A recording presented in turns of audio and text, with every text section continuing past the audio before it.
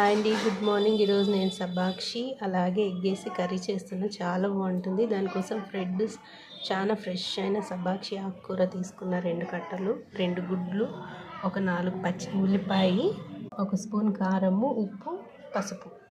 చాలా ఫ్రెష్గా ఉందండి. చాలా టేస్ట్గా ఉంటుంది ఎగ్గేసి వండితే.